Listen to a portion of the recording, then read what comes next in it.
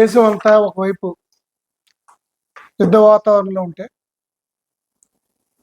ఆంధ్రప్రదేశ్ రాష్ట్రంలో మాత్రం చంద్రబాబు నాయుడు గారు రాజకీయ కక్షలతో ఆనందాన్ని పొందుతున్నారు.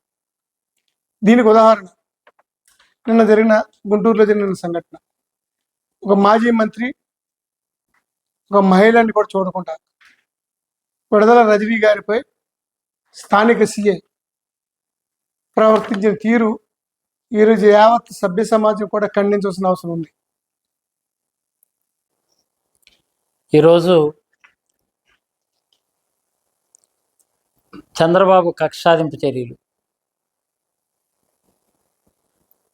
విపరీతంగా మహిళల పట్ల కానీ యువత పట్ల కానీ వైఎస్ఆర్సీపీ సానుభూతి పరుల పట్ల కానీ సోషల్ మీడియా సోదరులపై కానీ జరుగుతున్నటువంటి అకృత్యాలు, దుర్మార్గంగా తప్పుడు కేసుల విధానాలు ఇవన్నీ సమాజం తలదించుకునేలాగా చేస్తుంది. ఇప్పుడే ప్రసాద్ చెప్పాడు, వైఎస్ఆర్సీపీ రాష్ట్ర పార్టీ సెక్రటరీగా సీనియర్ నాయకులు పెద్దలు దిలీప్ కుమార్ గారు కూడా మాట్లాడారు. జిల్లా మహిళా ప్రెసిడెంట్ సుజాత గారు కూడా మాట్లాడారు.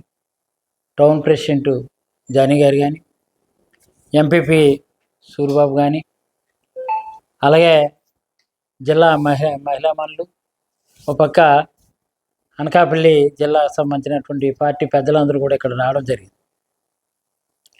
ఒకటి గమనించుకోవాలా, కూటమి ప్రభుత్వం చేస్తున్నటువంటి ఆగడాలు, అన్యాయాన్ని ప్రశ్నించాలా.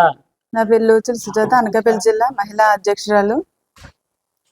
ఈరోజు మరి గవర్నమెంట్ వచ్చి ఏపీలో కూటమి గవర్నమెంట్ వచ్చి 1 సంవత్సరం అవుతుంది. అప్పటి నుంచి కూడా మరి మహిళలపై జరుగుతున్న అరాచకాలన్నీ మనం చూస్తూనే ఉన్నాము. దానిలో భాగంగా మరి నిన్న కూడా మరి మాజీ మంత్రి అయినటువంటి బీసీ నాయకురాలు అయినటువంటి వైఎస్ఆర్సీపీ నాయకురాలు విడుదల రజనీ గారిని మరి ఆ యొక్క పోలీస్ అధికారి ఏదైతే తన అనుచరుడిని అరెస్ట్ చేస్తుంటే ఎందుకని అడిగిన కారణంగా ఆవిడని అనుచిత ప్రవర్తన చేసి ఆవిడని అడ్డుకొని ఇష్టానుసారంగా మరి బిహేవ్ చేయడం చూసాం మనందరినీ కూడా.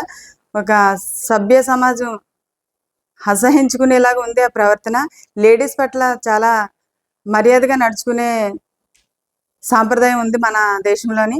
అలాంటిది ఒక మహిళా నాయకురాల పట్ల మరి ఆ విధంగా ప్రవర్తించడం చాలా సిగ్గుసేటు. ఎందుకంటే మరి పోలీస్ అధికారులు అయి ఉండి మరి మహిళలకు రక్షణ కల్పించవలసిన వారే